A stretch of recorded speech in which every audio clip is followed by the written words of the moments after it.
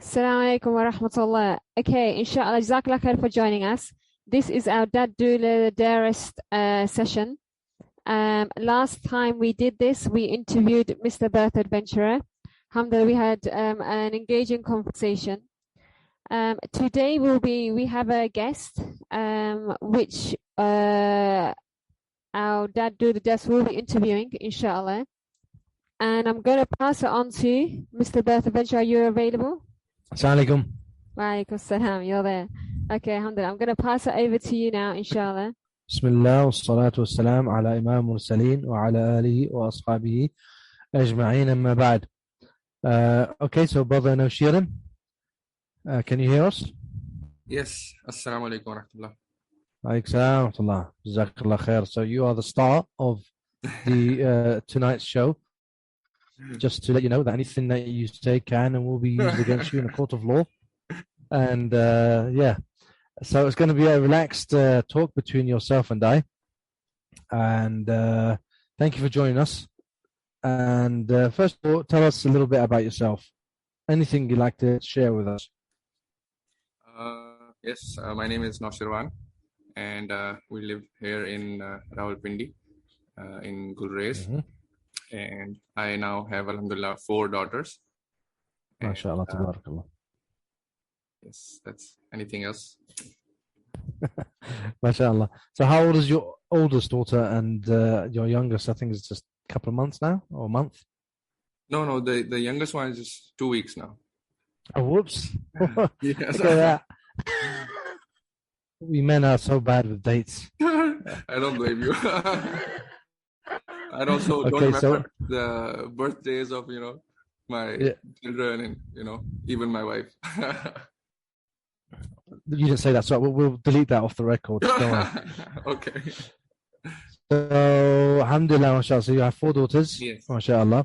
And I mean, for first birth to the 4th birth, where were they born? I think the first thing. The first one is Aisha, and she's 7 years old. And the second one is Fatima, she's 4 years old. And third one is Maryam, and she's 1.5 years old. And the latest one I just told you, she's just 2 weeks old, alhamdulillah. And her name is Zainab. MashaAllah. Hafadhahum Allah jami'an, inshaAllah. So, where were they born? Out of interest. That's what yes, all of them were born here in Islamabad, Rawalpindi. No, that. Yeah. We're not interested in the city. It's more about were they born in a hospital, in a clinic, at home? Yeah. The first 3 were born in a hospital, and the 4th one was at home. MashaAllah. So my would be at the births. Yes, I was not present in the first 2. I was at the hospital, like, I was waiting outside, just waiting for the news. But the third one, I was in the hospital. I was in the birth also, alhamdulillah, which is a very, surprise. It must be very surprising for our listeners. This is very, impossible here. And sorry. So go ahead. Yeah, I was saying I was in the hospital. I was in the birth. I was with my wife when she was birthing in the hospital, and it was a a lucky just thing for us. Okay. So sorry, was that the 3rd child? Yes, that was the 3rd daughter. And okay. And the 4th one, and we decided that we'll try home birth. Okay, so the first 2 you weren't at the hospital, or you were at the hospital, sorry, but you weren't in the room while your wife was giving birth. Yes. Yeah. Yes. What did you make the decision? Right, the 3rd one, I'm going to be there. What was that choice that said to yourself, you know what, I'm going to be there at the birth?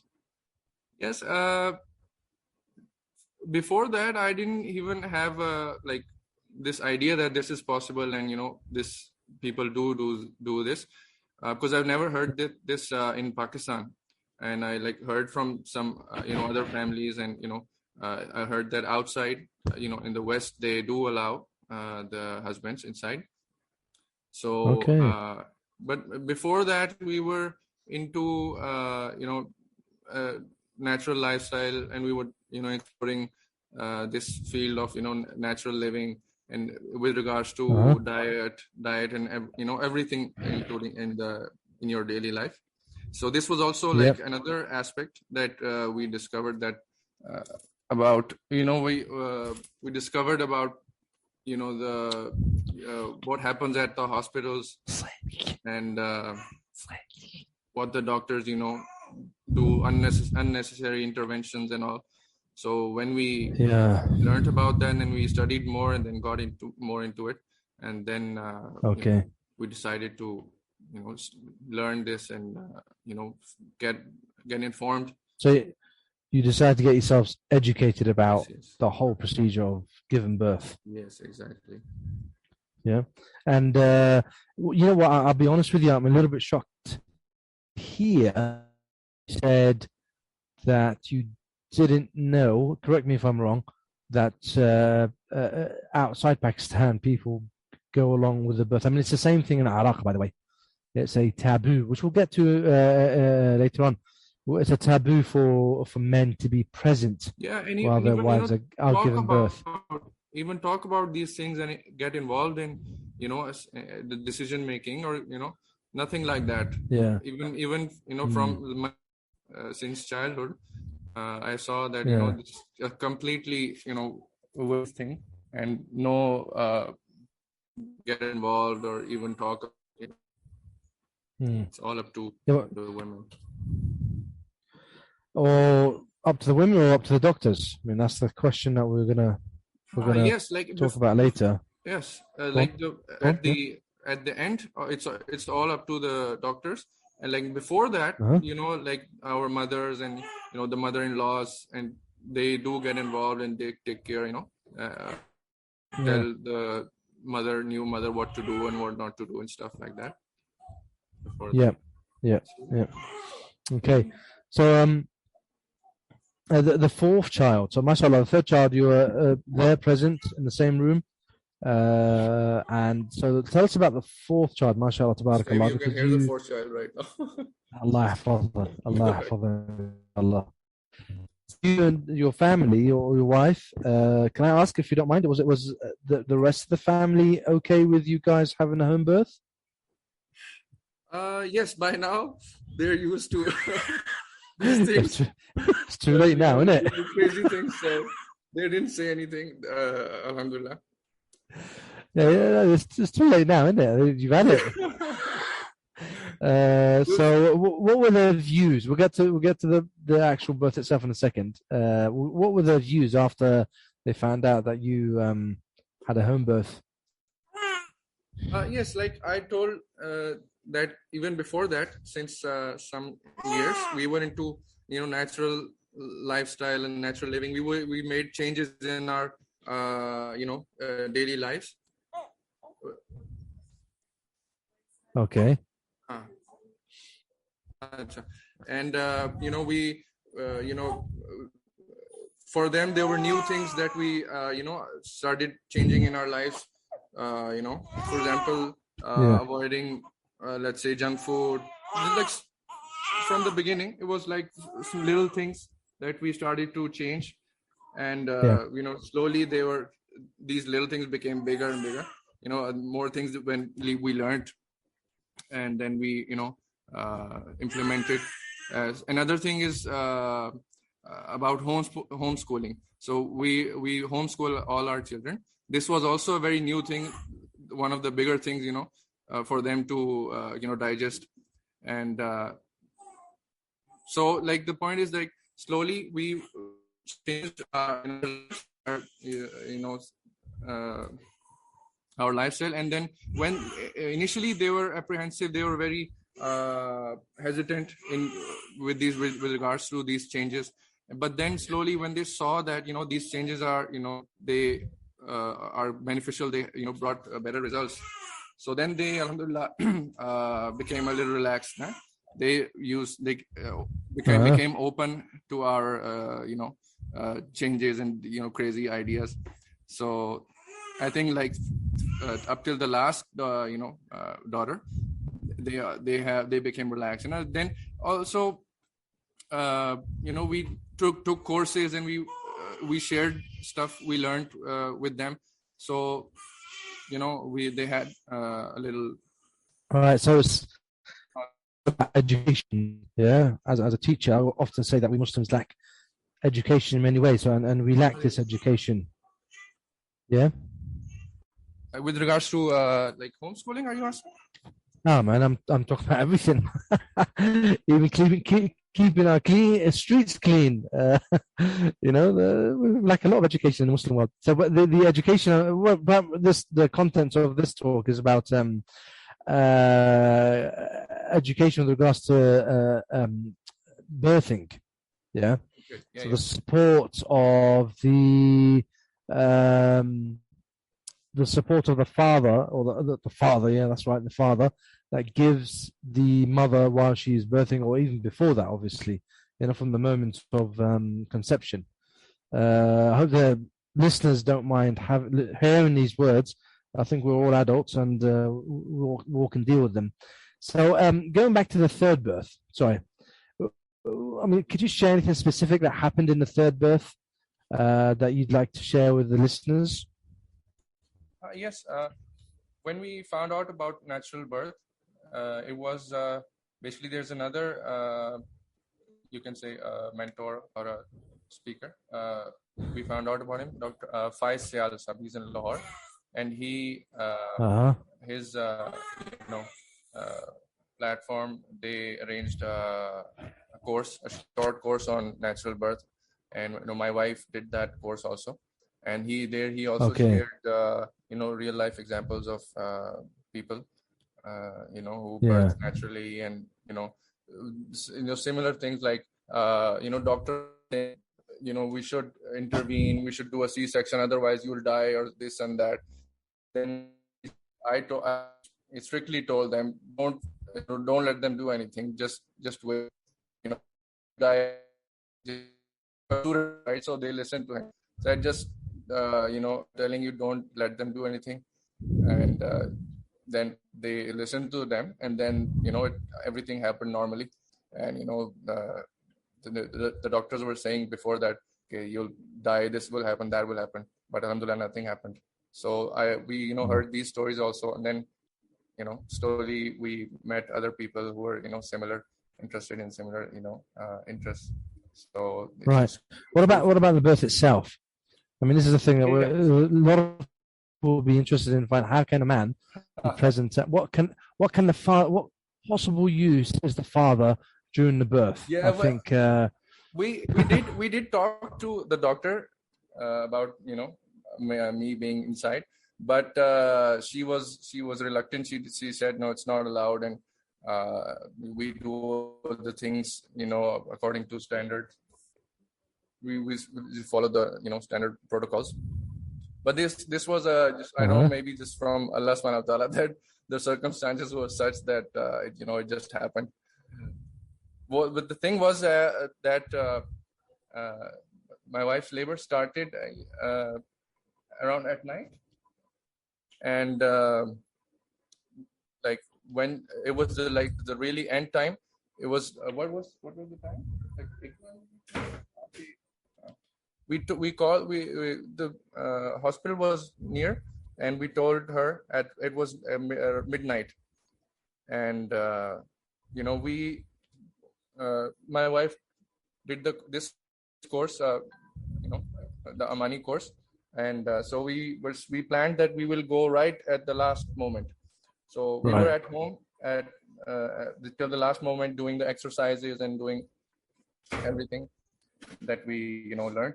And right at the last moment, when my wife said that let's go now, and we just rushed immediately to the hospital, called the doctor, and we even reached the hospital before the doctor. And it was what time was it? It was 1 a.m. and there was nobody at the hospital. And the nurse also, nobody was there. The nurse even came. First the nurse came and then the doctor came. So we were there and it was just the nurse and the doctor and me and my wife. So maybe that's why so she let me in. Okay. Yeah. Right. Alhamdulillah. Alhamdulillah. Okay, so you were there at and I mean, how did you feel being there? Finally, you got to be at an event that yes, everything happened so fast that I didn't have time to think. I didn't have to do anything. Also, I was just there holding her hand and consoling her and Wow, just I mean, you being say by her side. exactly. See, you said you didn't have to do anything. We actually, I think, from the courses that my wife teaches and your wife has done as well, that the thing about the father being there, actually holding the hand of his wife is a lot. It releases. My wife is looking at me now. I'll say, yeah, oxytocin. Yeah, that's what I was going to say. Thanks. And it helps with the birth. So, who better to be next to you than the one that loves you the most? Yes, definitely. So I think that's the thing that a lot of people don't understand is that at that point of time, I would say that the mother needs her husband more than any other time. Yes, exactly. What would you say about that? Yes, she feels safe with her, and she's the closest relation to her husband, as Allah subhanahu wa ta'ala also mentioned in the Quran. So this is a moment that she needs to be relaxed and she shouldn't be stressed and shy in front of other people, everybody standing beside her, and somebody's giving some advice, somebody giving another advice, and this is a moment not to stress and confuse the mother at that time. She needs to be relaxed, and just like we learned in the course, she knows what to do. It's it's in the instinct of her mother what to do, and she's the best person to she can feel what she needs to do at what time. She doesn't need anybody to dictate her, especially not her mother-in-law. Be careful, mate. This is being recorded, yeah, so you don't want to say So we have Sister Aliza Afan. She says it definitely makes a whole lot of difference. So there's one sister backing us up. Us men being there, we've got something to say. We are the fathers. If not, we're just there to offer the hand to be crushed while the woman gives birth. So the moving on to the fourth birth, mashallah. So you made that conscious decision to say, right, we're going to now have a home birth. Yeah. What preparation did you do for the home birth? What's the first thing that came to mind when you thought, well, we're going to have a home birth, we're going to prepare this, and that? Yeah, first of all, get educated about all this. Men should also get educated what happens, biologically, physically, emotionally, what's going on with the mother at that time. Right. The next thing is the actual equipment, what you should buy and stuff. That comes later. The first thing is get to know about when I learned about this, and the sister Aisha makes this point again and again, that this is a natural thing. This is like since childhood, our whole life, we just whenever we talk about it also in Urdu, we say ke ye bimar hai. At this when a woman is pregnant, and when we talk about it in Urdu, we say she's sick, as if it's a disease. Yeah. So this was in my mind before I learned all this. But then I learned that this is a natural process. It is not a disease. It's not a sickness that cannot be done without a hospital, without a doctor. It's a natural process. It's been going on since Adam alayhi salam, and there were no hospitals and all these, fancy equipment and props, like that. So this was the, paradigm shift. I think that gave me some confidence. That's You just mentioned something really astonishing here about Adam alayhi salam and his wife alayhim salam. And the one particular sister is asking a direct question, I think, to myself, is about her own husband, who's saying this is a girly thing, so stop this kind of talk in front of me. How should we deal with men like this? SubhanAllah, Adam alayhi salam, what did he do? He didn't send his wife to a hospital or say to her, well, go to the animals, they'll look after you. The first child that they had, even the second or third and the fourth, I'm sure he was there. He was there to help his wife. So, I mean, this is a very interesting point. The sister's asking for a little bit of advice. Her husband is reacting this way, saying that it's a girly thing, so stop this kind of talk in front of me. That's what the husband is saying to the wife. What would you say to something like that? Go on. I'll say something as well, but I want you to go first. Well, what can you say? I think primarily it's a cultural thing. We need if that husband, gets to know about other cultures where this is not considered just a, girly thing, then maybe he will realize that this is not, black and white fact. It's a cultural thing. So maybe this will get him to open up to other, ideas. And, well, I heard your wife Allah talking in the background. Also, talks about this topic openly. Yes. In the Quran. So it's the Quran is for both men and women, no? Yeah. And also we learned in Deen that there's no shyness with regards to fiqh matters, and these things. In there's no shyness with regards to seeking help. So I mean, a lot of times I listen over while my wife is teaching, and one of the things that I remember is that I think you need to find out why he's feeling that way. So if the sister's listening, I mean, one thing you need to try and get out of him somehow in a nice way, obviously.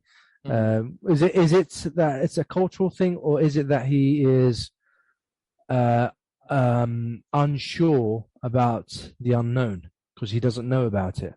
So he's maybe taking a step back and saying, look, I can't, to himself is saying, I can't deal with this because I don't know what I'm doing. Yeah, but why doesn't he know anything about it? Because his whole life, he never saw his father, his, uncle or anyone in his family, talk about this or get involved, Yeah. Well, if that is the case, then that's easy, isn't it? I mean, if it's a cultural thing, I think that's a little bit more difficult. But if it's a case of he doesn't know, he's ignorant about, and I'm saying ignorant in a nice way, that he doesn't know about the whole birth process, then maybe he can get himself on a course. Maybe get his wife to do the course with him, and then he'll learn that this is actually all a natural process and it's nothing to be ashamed of, nothing to be scared of either, if everything is, running smoothly.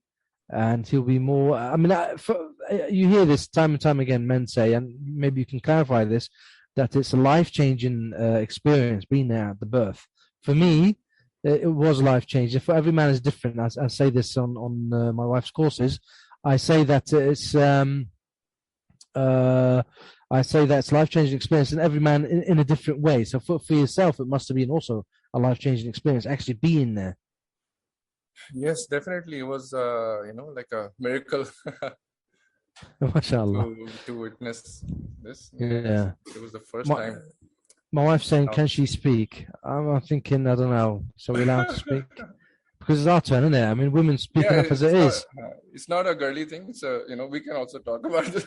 Yeah, exactly, man. Let us speak. Go on, Mrs. Dula. Let's go on, Fariha. Let's hear you. What do you want to add? Okay, you're handling it well, mashallah. I just wanted to mention that that question that you received about being a bit girly. I have to say, a lot of men that do first start doing this, they do are a bit nervous. It's just really the unknown, and with anything, the unknown. And alhamdulillah, you covered it. Once they do get some knowledge or a bit more informed, their eyes open. and they actually want to be there. So we've had dads, and mashallah, Nashurin too, when they tend to get, once they have the knowledge, they become more and more involved, and it's like no stopping them. Yeah, mashallah. I mean, when we hear inshallah Abu Aisha's story, he was leading the way. So I'll let you guys carry on, inshallah, just to say that it is possible for the men to transform, inshallah. And this is not just about the mum's transformation, it's the men too. Okay. I think the fact that a husband, enrolls for a course or, takes interest, that proves that he already, has taken the first step. So this is the first step is also, difficult. For example, me and my wife, there was another lady who my wife was online virtual doula थी ना, उसके लिए जिसको doula बनी थी ना, हाँ, so there was another lady who was coming to our house for classes. My wife was teaching her, and his husband was outside, and I invited him in, and he said, like, also listen to the course. And I was sitting with him also, and my wife was teaching, but he just came for one day and he sat, and he was seemed a little shy, and then he didn't come from next day, right? So like what you're saying, that if they have the knowledge, then they will realize. But that's the first thing to make them want to get knowledge. So they just feel shy even getting. It was just him, his wife, me, and my wife. See, so there wasn't any person that he might be shy. He himself didn't want to learn, get educated on this topic. He himself felt shy. But I'm going to stop you there. This same husband that you're talking about, mashallah, he was a very supportive laboring partner for his wife. So although he may be shy in front of you at this particular time, when your wife was teaching him, when it came to action and the support that she needed, alhamdulillah, mashallah, she did receive it from him. So although we may not know what happens behind their homes, we don't know the conversations that they have. And think about it, in this society, it is a big taboo, and they've been conditioned to be a certain way. But maybe in the privacy of their home, they were able to open these conversations, which is one of the benefits. Yes, this is definitely, letting your wife do a course and, supporting her in that. That's also a very big thing. Yes. That should be appreciated. I'm not, saying that, but. Okay, so I'll come back to that sister in a minute because she said something quite. I think she needs a bit of support.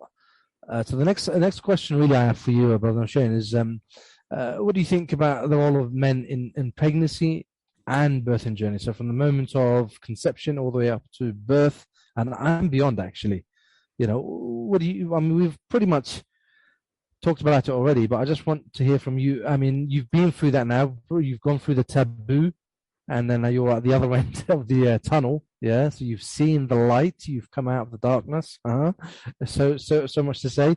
And looking back, would you go back to the taboo of not being there? I think we know the answer already, but what do you think is the role of men now after you've experienced all of that? Because I was there from the first birth. I was there for all the births. Alhamdulillah, Allah gave me that opportunity. I didn't follow the Iraqi culture of taboo this and taboo that, but I was brought up in the UK, so it was a little bit different for me. So what about you? What do you think the role of men is? Yes, definitely. Just like I said, the first two births were at a hospital. I wasn't, at all involved, just, waiting outside this. And the last two births, I was involved actively till the end. So, and, now that I've seen the difference that, it made with my wife and even after and during the birth. So I would say definitely men, especially their husbands, they should get involved and support their wives with regards to this natural birth. Okay.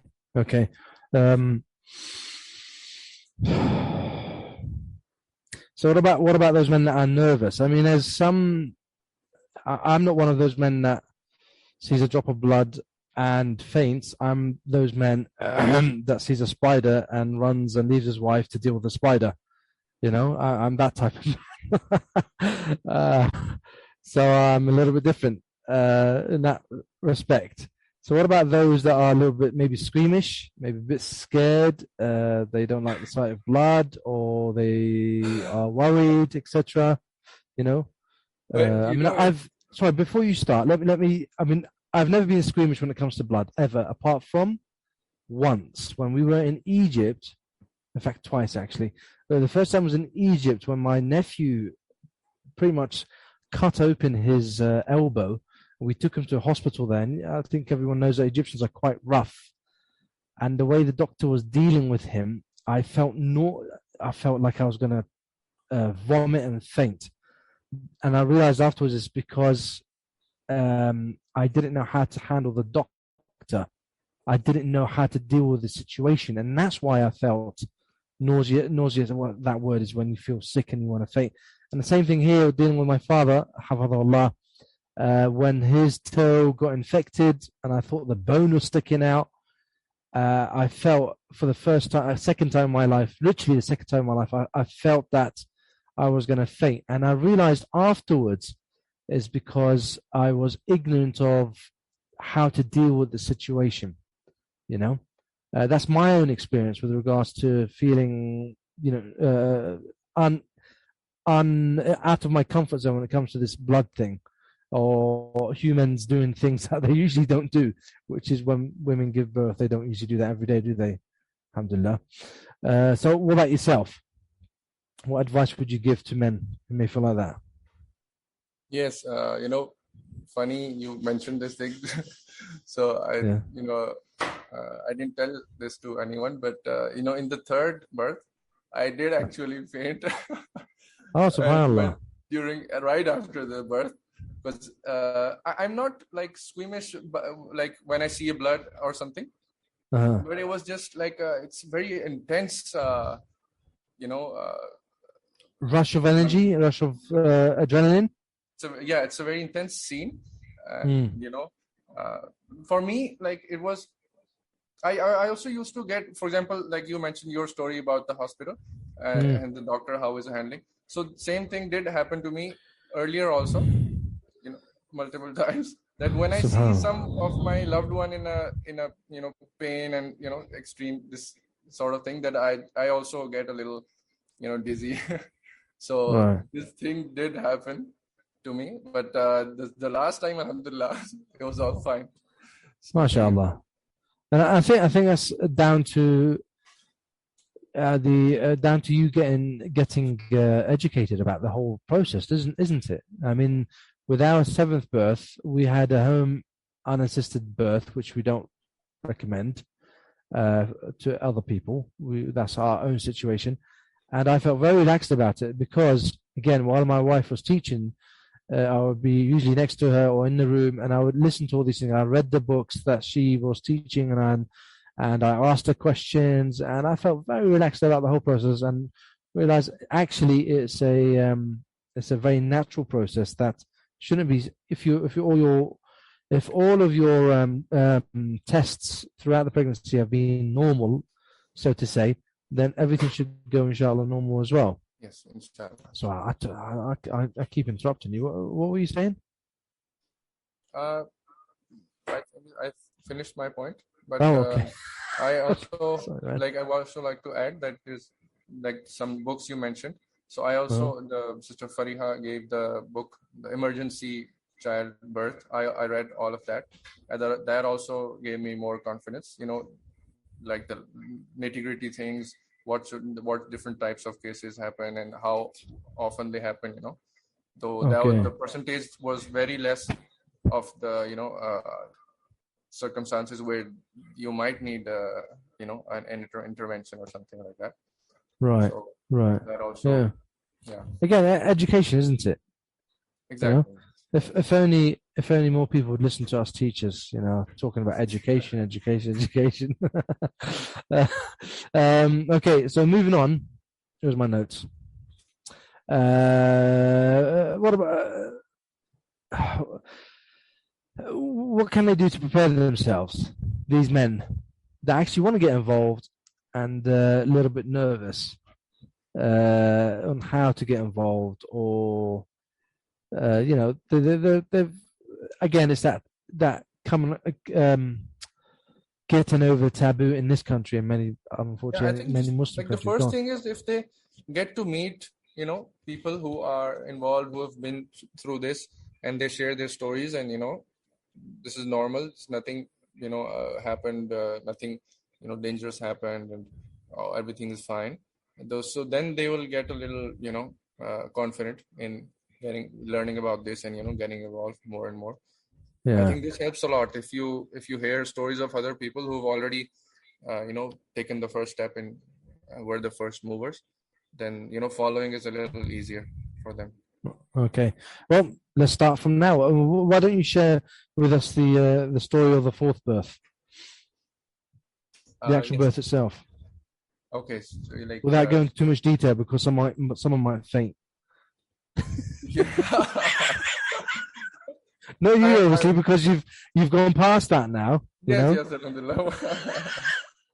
Yeah, alhamdulillah. Acha. So, where do you want me to start? For me, the last birth was, I noticed, I think it was 6:30, 7 o'clock. My wife had her first contraction, and physically the stomach went down. That's from there, really, from the first contraction up until the birth itself. From your perspective, yeah, because no one looks at the men. We also suffer, we are the ones holding the hand and it's getting crushed and we say nothing. So from our perspective as men. Yeah, okay, so the contractions started when I was sleeping. So at the previous night, so I didn't know at that time, and my wife didn't wake me up, so because I needed maybe in the morning that I'll be fresh and stuff. So jazakallah khair to her. And in the morning when I woke up for Fajr, maybe. Right. She's correcting you. She's correcting you. Huh? Yes, I was with our third daughter in the other room. I was sleeping with her so that she doesn't disturb my wife also. She doesn't disturb your wife, or your wife doesn't disturb you? No. So in the morning she called me a few times, and then I woke up. And then she told me that her water had broken, and then she just called me, and then we just I was just like I said, didn't have to do anything, just to support her,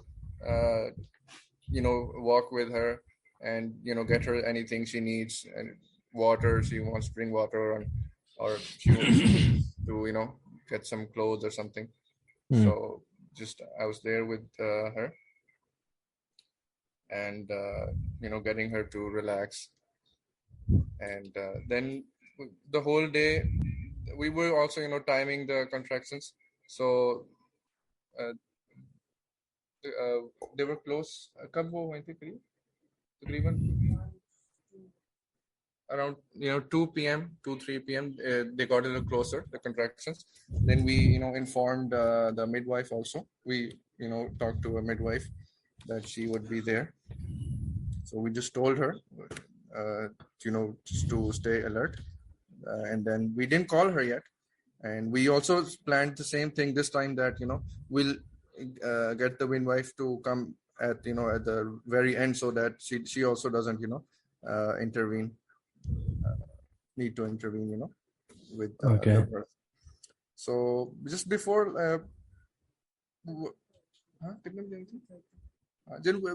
when we thought that the contractions are getting closer, and this is because the midwife lived a little far, around 20-25 minutes away.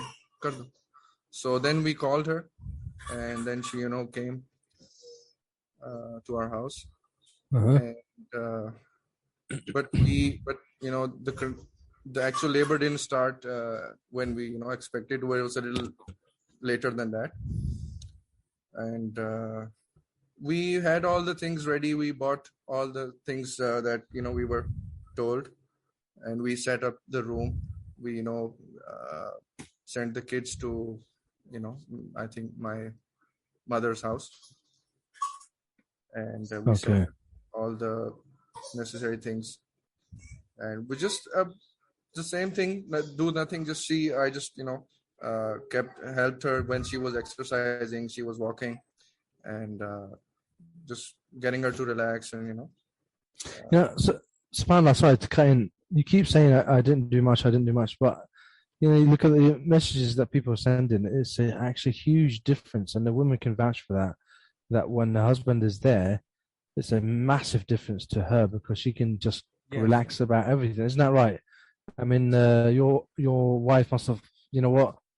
I'm not by myself with this. I have the favorite human being next to me, and he is going to support me. And you said yourself, we counted the contractions. We did this. We did that. So it's a together thing. Go on, continue. Yeah. So this is, like you said, the most important point is to be with her and make her relax and encourage her. So after that, then we also planned that we'll be in this position, and we started, we took that position, and but we also learned earlier that mother knows what instinctively that she should try another position or do this and that. So we changed a few positions. The the midwife was also there, and she also just didn't do anything. She was just sitting beside, holding Sahar from the back, and I was in the front. And after changing a few positions, then alhamdulillah, baby birth, and alhamdulillah. MashaAllah. Yeah. And who caught the baby? The last few minutes were very haphazard and unplanned and frantic. So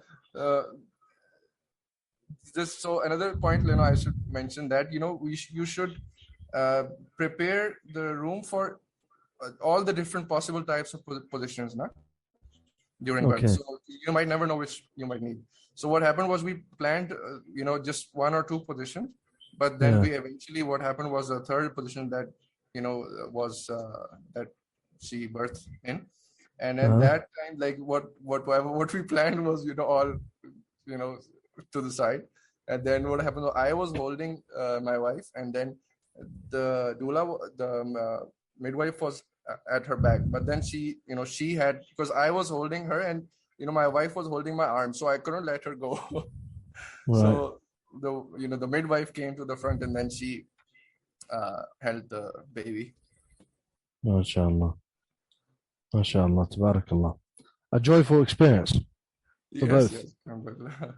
Alhamdulillah. So you're laughing about it. I mean, you're thinking back now, and the reason why at that time we were, at the last few minutes, we were, everybody was, doing. I was telling the midwife, do this, do that, don't do this, don't do that, and she was like, no, I'll do this, I'll do that.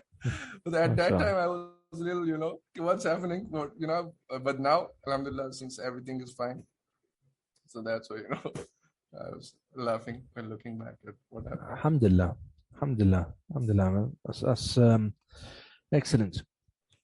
Okay, so any advice? What advice do you have for our listeners before I hand over back to Abdullah? Yes, I think this is the most important thing, is this paradigm shift, that this is not a disease, this is not a sickness, this is a natural process, and just trust Allah subhanahu wa ta'ala, the plan of Allah subhanahu wa ta'ala, and Inshallah. Jazakallah khair. And obviously get yourself educated. Hello? You still there? Am I by myself? Hello? No, I can hear you. I Yeah, can but can they hear me? Can- Okay, I think it's a good time to hand over back to you for a second, Abdullah. Okay. I think Abwaish is still there. He's maybe their internet, maybe. I just wanted to say, just to summarize, really, this was a really humble account from Nushirwan because about saying they didn't do much. Yeah, I think they must have lost internet. It's a shame they're going to miss this. That he said that they didn't really do much, or he didn't play an active role, or not as he didn't feel that he did much. But subhanallah, I did work very close with these two throughout the whole of their pregnancy. This wasn't just someone who turned up, was woken up from sleep to participate in the birth of their child. He was involved throughout the whole pregnancy. And in fact, it was him that actually encouraged his wife to nourish her pregnancy. I think me and Sahar did this conversation instead of the dads. I think you would have a lot more details that actually happened, subhanallah. But mashallah, he did support. Alaykum salam. Back. Sorry, it's a light headphone. Okay. I was just saying how your involvement, you actually shared a very humble account of your experience of the whole journey. But I wanted to just let the listeners know that, mashallah, your involvement was from day one, alhamdulillah, throughout the whole pregnancy. When your wife was having her highs and lows, it was you that was supporting her and motivating her to go on. It was you who was actually asking the questions, clarifying things, getting the things that were needed, mashallah. And I know her reaction to this with me, and I think when she compares it with her previous ones, it was a very different relationship. And this is something else that happens when we have dads involved. The relationship between husband and wife becomes a lot stronger, and that obviously has an effect on the children and the babies. So just their presence, even if they feel that they're not doing much, they did a lot more than they think, because her concern wasn't that the midwife wouldn't make it, wouldn't be there. It was that in case her husband wasn't going to be available there. But alhamdulillah, he was there, and we managed to get him there. And not only was he there, but mashallah, he did actually, like he said, he was giving her the midwife instructions what to do, what not to do. He was in control. He knew what to do, and not anyone can do this. And it is, the fathers, they are the best pain relievers, they are the best supporters, they are the best people to be there. And the rest of us are just there to witness the birth, but they are the ones that are there that are going to support this birth, mashallah. Jazakallah khair for that. We will come back to you for some question and answers. For those that are listening, if you have some questions specifically to either of our doulas that are there, you can post them, and then we'll get them answered for you, inshallah. While we're waiting for the questions, I just wanted to let you know that for those that are in Pakistan, that you can actually get the Amani Birth book, which is available in Pakistan. Oops. So if you like reading, this is a good book. When I was looking for a book on natural birthing in Pakistan, there wasn't anything available. Alhamdulillah, we have this here. We have hard copies here. And there's a link you just need to click on. You can message me directly for this, or I'll send it on the Mariam Zoom group. And you can pick. This book is available in Karachi, Lahore, Islamabad, Rawalpindi. So you can pick up a hard copy of your book and have this in your hand, inshallah. And then for those that are interested, I have another group starting. So what I do is a 10-week course, which is what this couple did with me, even though this family is actually a trained Amani Birth a doula as well. They did this with me, and then they hired me as a doula, and this is a service that I offer. Alhamdulillah, this is something that is available here in Pakistan.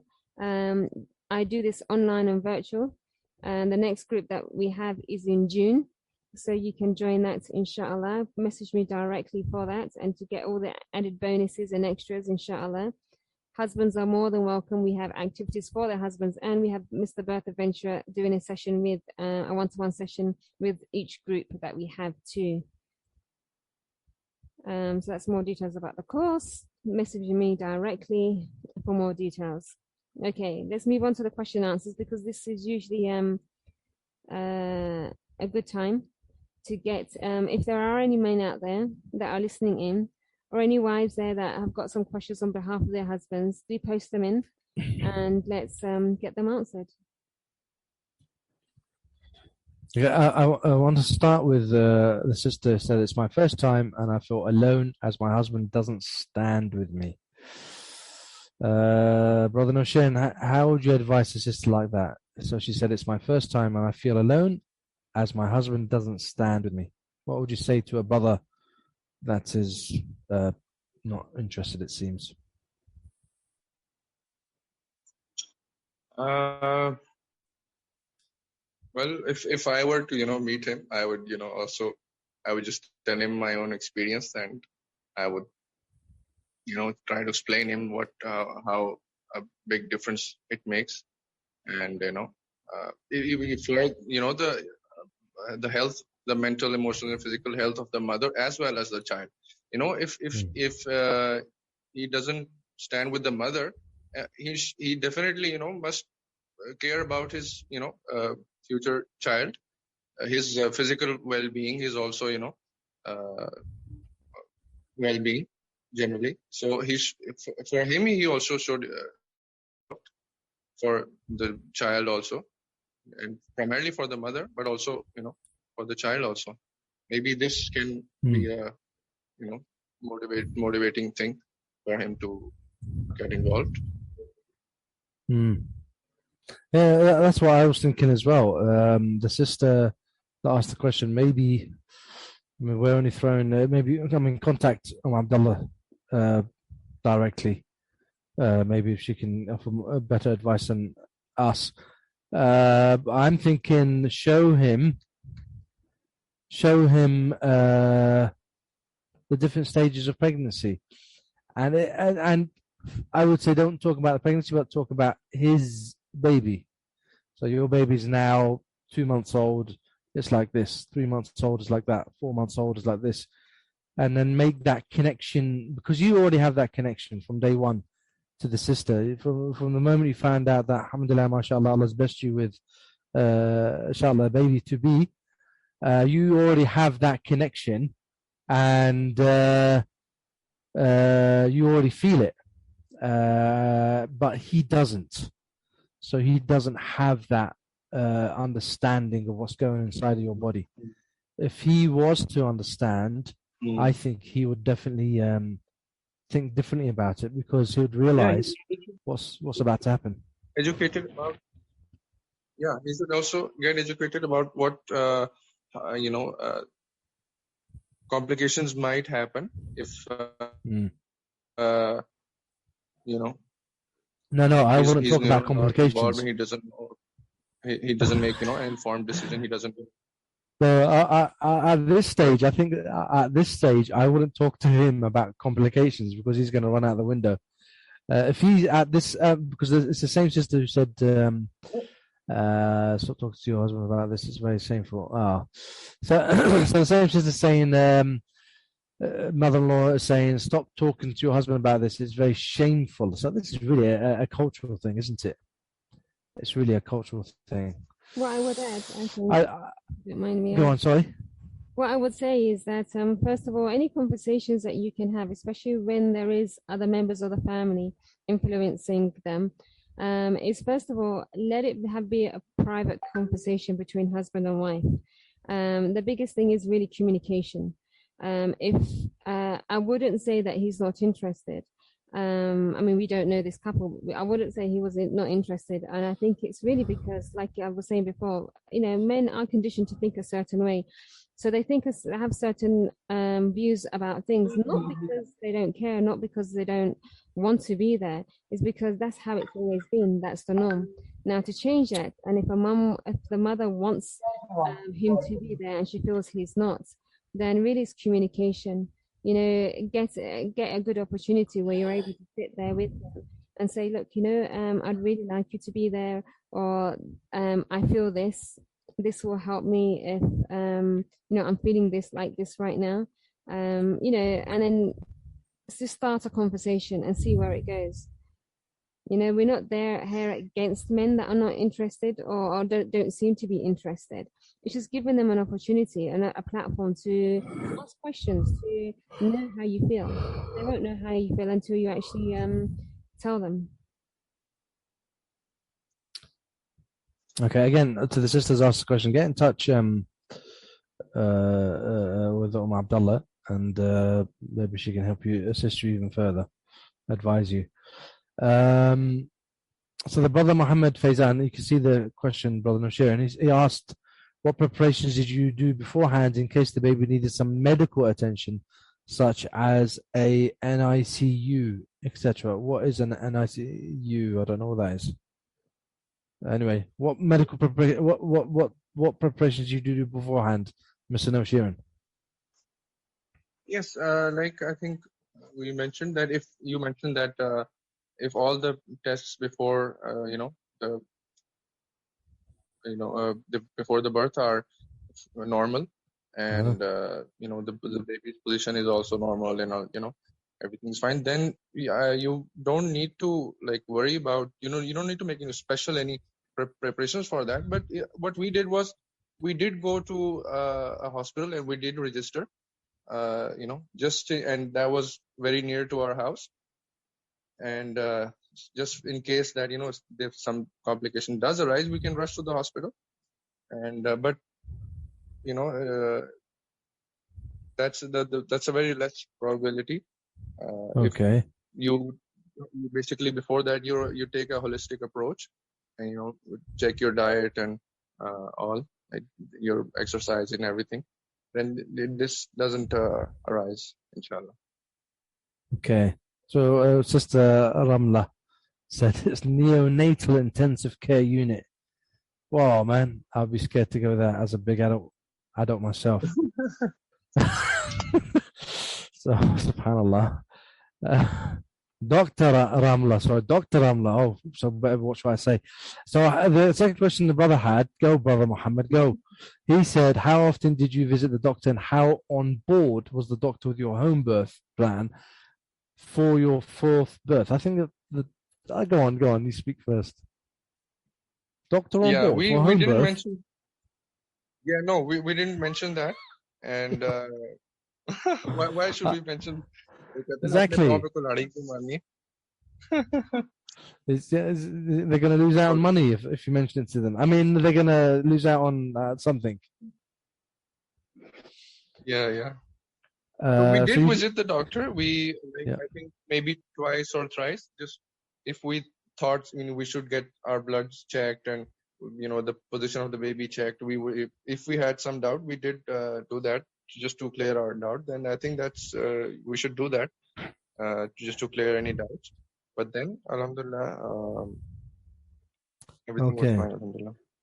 Yeah, I mean, with us, with the last birth, we did exactly what you did. We went and visited a number of hospitals. We saw what's closest to us. We even did a sort of mini test run. How long would it take to go to the center that your wife gave birth in the third baby? And you plan ahead. If again, the course teaches this, that if all the readings, the tests, the blood tests that they do, and the scans that they do, if everything shows it's all fine, then inshallah the birth should go smoothly.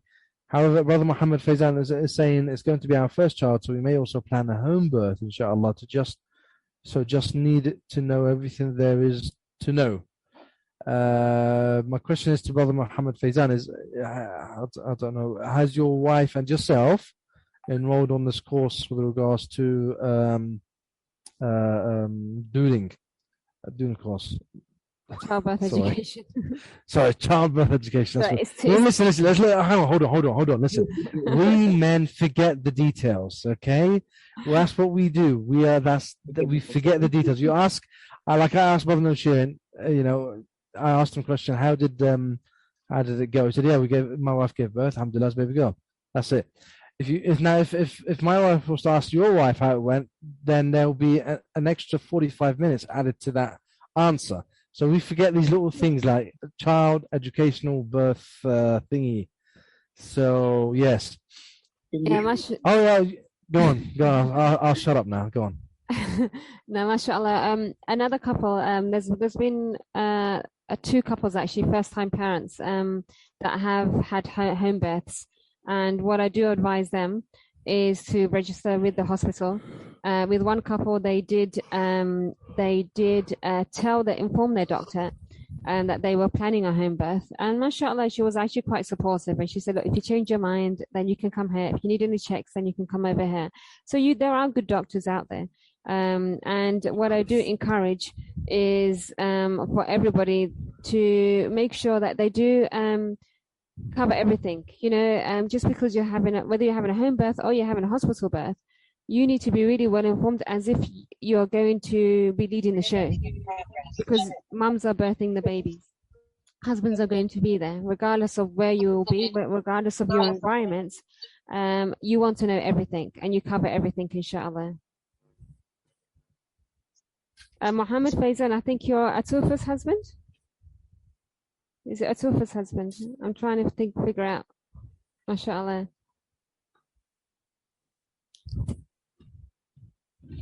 Okay, let's go on with the questions, inshallah. Anyone questions? Okay, mashallah.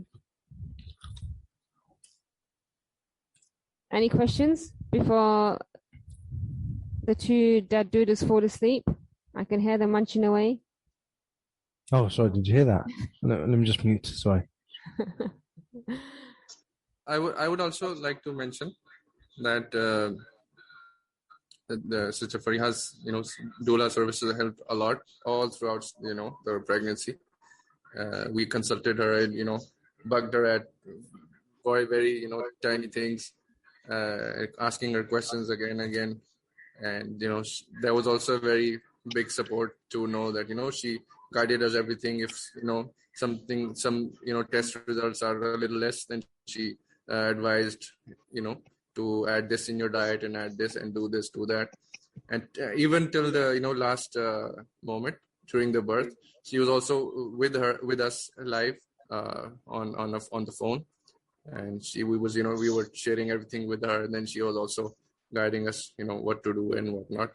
So, Jazakallah khair. May Allah bless you for it. It was a mashallah very a good experience. Just to know that you brought that up is alhamdulillah, just to let you know, everybody else, that this birth wasn't just a natural and undisturbed birth, but the pregnancy, mashallah, they really took care of themselves. They ensured that it was a natural pregnancy. They didn't need to take anything compared to their previous pregnancies. They really were well nourished, and even if there were lows, they were able to fix them. Alhamdulillah. So mashallah. Can I say something? Okay. Before the last thing? Why are you laughing? I'm entitled to say something. Bullying me. As living in Pakistan now for the 4th year, I often hear the statement, "This is Pakistan. It's Pakistan." Well, I don't want to offend Pakistanis, but I'm going to say that Pakistan needs to change. Yeah, there's a lot of things, not just Pakistan, but Iraq, where I'm from, needs to change. The Muslim world needs to change. We need to look at the wrongs in our society and change what we can change.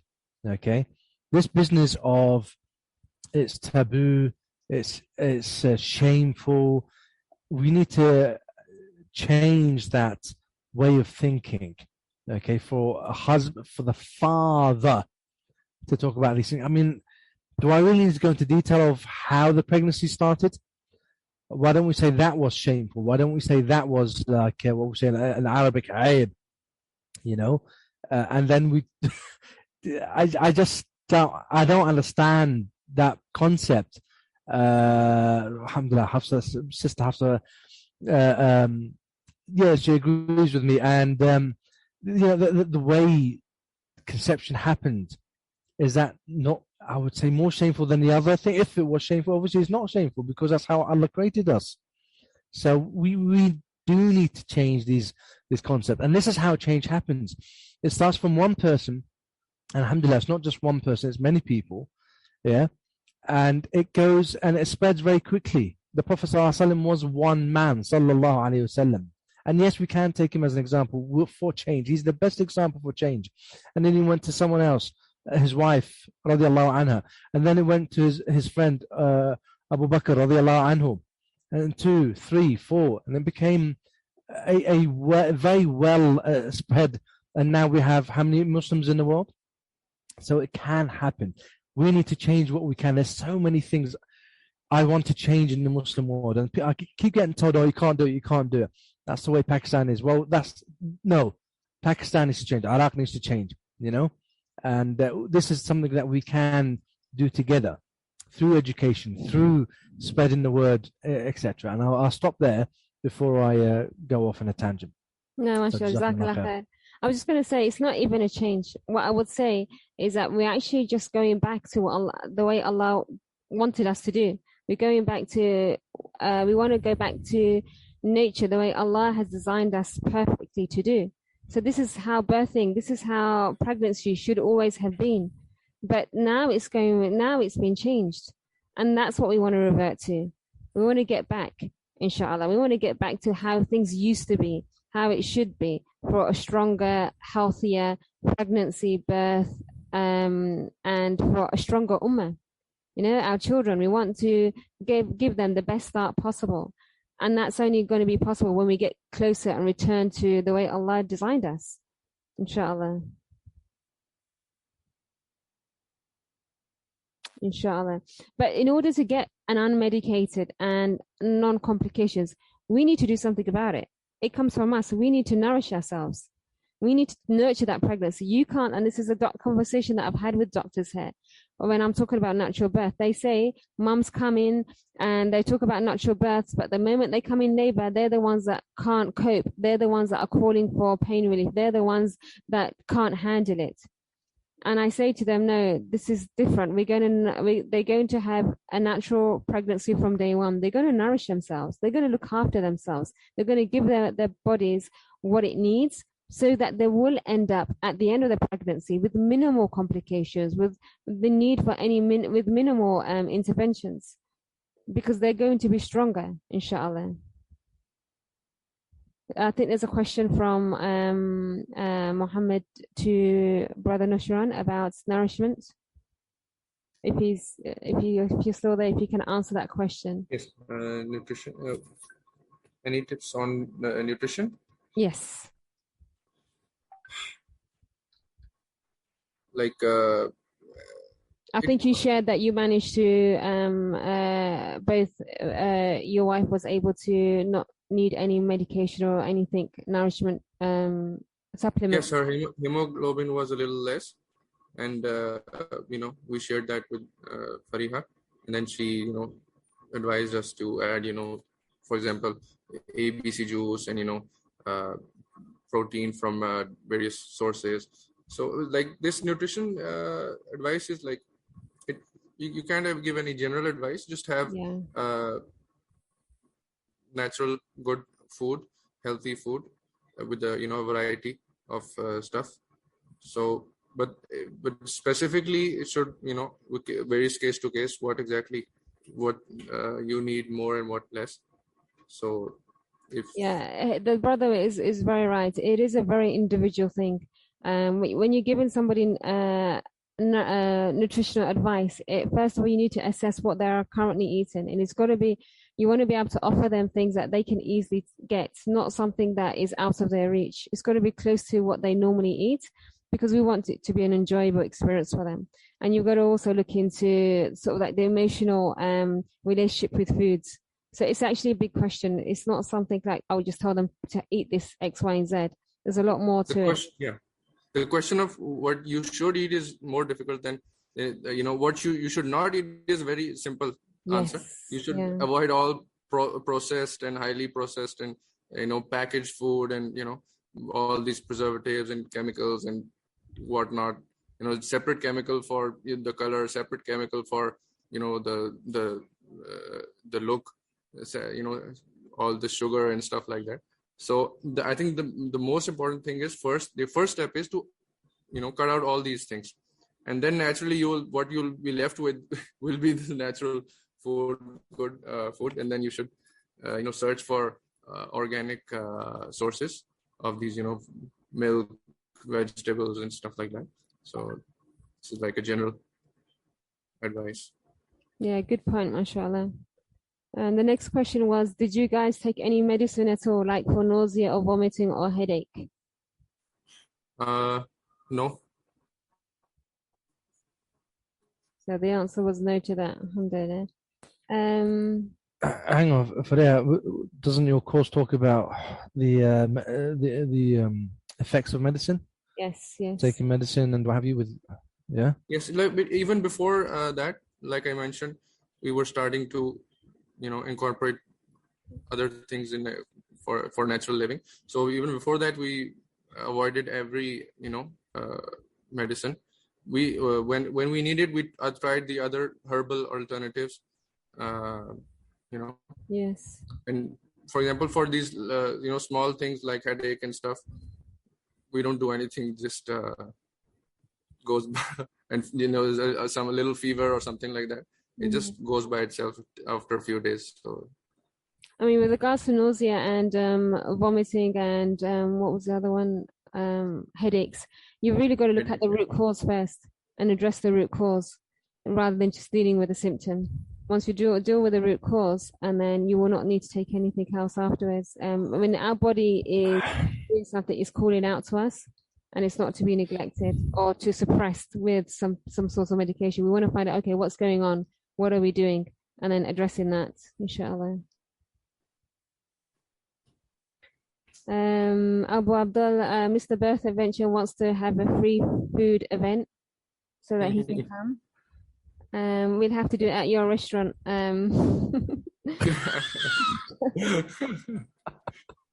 We'll shut down, bankrupt. Next day, all the men will turn up. Inshallah. It's sad to see that the women who are interested in these topics, birth therapy, I see that the attenders of events like this are women in majority, even if it's for men. I'll say that it's changing. Even if the women, even if all the women are here and they're the ones that are listening, they're going to go back and, inshallah, hearing things from a man's perspective will change their perspective as well. And maybe they've been addressing the situations incorrectly with their husbands or the male people in their family. So I'm hoping that this will benefit women as well. So even if men may not have attended, I hope the women will have benefited. Inshallah, things are going to change. I mean, people were saying to me, "You're not going to get men involved. You're not going to get natural births here." Alhamdulillah, that's not been the case.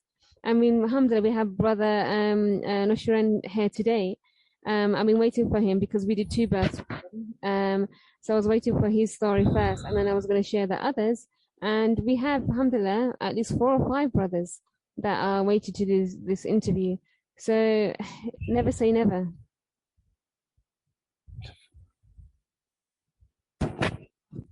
How did you explain to your family about your home birth? Was it done in one sitting, or did you share the study material? Please share some guidance for this as well.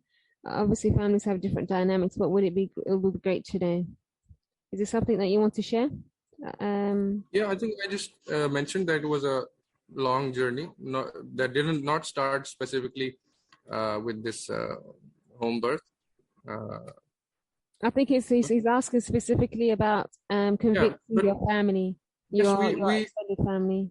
Told them that we're doing this course.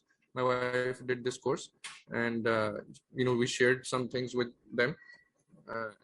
Also, other stories with them also, that there are people here, we know them, that we met them, that 6-7 children all birth home, and nothing happened. Alhamdulillah, everything's fine.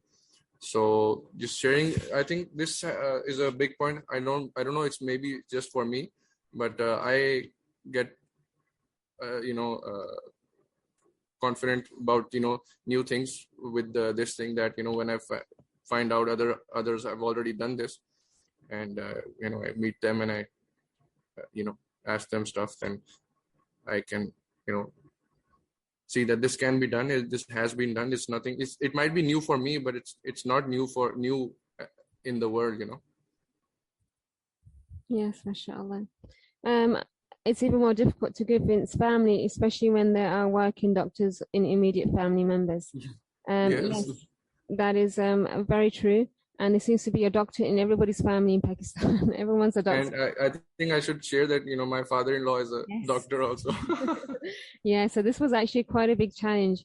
And I think it does cause, unintentionally, just cause a bit of pressure on those, in the family. I would, try to, first of all, minimize what you need to say, if possible. And it's really about using strategies and working out what they need to know and what they do not need to know. And then working on a same rapport with them, on a same common ground, and then sharing information. What as a doula, what has helped is when I have spoken to the mother, the sister, to whoever is in the family, get them to join in the classes. I mean, it's open to everyone in your household. Let them sit in, let them ask the questions. Because sometimes when it comes from somebody else, they tend to listen, but when it comes from the family itself, it's quite difficult. And I will share, I think the next story, I think the next father that I think will get interviewed is someone who did live in a joint family, and how he addressed that specific situation, I think will be quite useful to know. Many here, inshallah.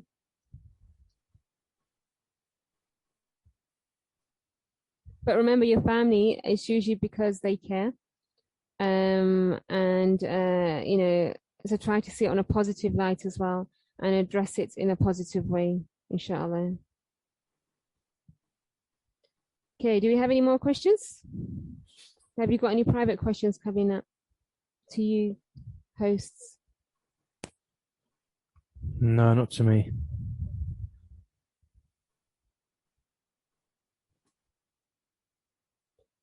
Okay, last question. Brother Nushin, do you want to answer this last question? Yes, I think for about this thing, we have the trust and iman in Allah subhanahu wa ta'ala. We can, something wrong can also happen at the hospital, and it has happened many times at the hospital. And we believe in the qadar of Allah subhanahu wa ta'ala. It's easier said than done, obviously, I know. But I think there's no other answer to this, that anything can happen. Death is in the hands of Allah subhanahu wa ta'ala. Just what it's in our hands is to do the right thing and the correct methodology. Yeah, and just so that we can like I did, just do register with the hospital nearby, and then if something goes wrong, you be prepared to just rush your wife to the hospital, or the child, whatever. Yes, just to let you know, Mohammed, Faizan, that this couple, what they did is not only did they study and they completed the course, but they, throughout their I think I was with you guys for the whole 9 months, they will continue studying. We had a lot of sessions on every scenario. We covered a lot of the scenarios that could have gone wrong, or how to minimize certain conditions. And certain people, certain mums will be more prone to certain conditions. And then when it comes to complications, they don't just turn up at the end. There are usually warning signs beforehand in your pregnancy. So we were trying to address any problem from the beginning, and to make sure that when we got to the end, that both mum and baby are the best. I mean, you tie your camel, and I'm thinking personally from my situation as well, that we did as much as we could. to make sure that we weren't in that position. And if it did happen, for example, something like death, then it would have happened in the hospital too. So we covered everything so as much as we could, and we had a backup plan. We had plan A, B, and C for our births. But the main thing really is nourishing your pregnancy, minimizing any complications, so you don't get into that position, and looking out for red flags. It's not just going into it blindly. It's about preparing everything. And these things are actually quite rare, by the way. Obviously you don't want it to happen, and you prepare for it, but it is absolutely very important to cover everything, inshallah. And you would only have home birth, by the way, if it's something that you're confident with. If you have doubts, then it's not something that you would actually go on to do. It's not something that you need to be in a position to do. Remember, even if you're home birthing, you have access in Pakistan to go and get baby checked out, to go and get mother checked out during your laboring time. There's nothing stopping you from doing that. I'm actually impressed by the questions by the amazing fathers, mashallah. The fact that they are thinking deeply shows how much involved they want to be. Well done. Absolutely. Excellent, mashallah. This is so true. The questions that you are asking are on the lips of every other father there. And this is, from a father's perspective, this is what they're worried about. So when mums are saying, oh, he's not getting involved, or he's not this, or he's not that, it's because he's worrying about all of these things. And rightly so as well. And these are the things that you need to address. So Jazakallah khair for the questions. I don't think we have any more questions, inshallah. No, I think that's it. I think we answered everything that we could, inshallah. It is getting late. Jazakallah khair for both brothers. You can end it if you want, inshallah, Mr. Birth Adventurer.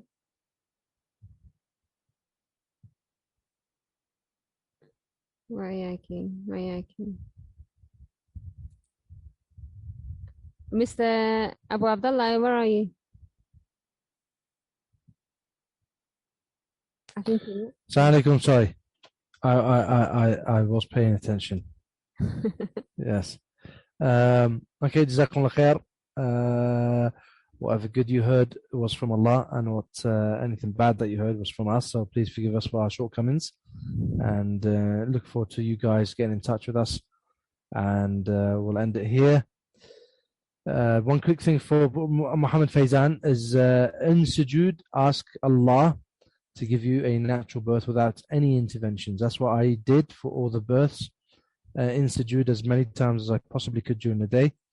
And like Brother Noshirin said, it's in Allah's hands. I couldn't add anything to what Brother Noshirin said. Qadr Allah. And that's what we need to put our trust in, not in hospitals, which is another conversation. So, Jazakumullah khair, and Assalamu alaikum wa rahmatullahi wa barakatuh. Wa alaikum assalam wa rahmatullahi wa barakatuh.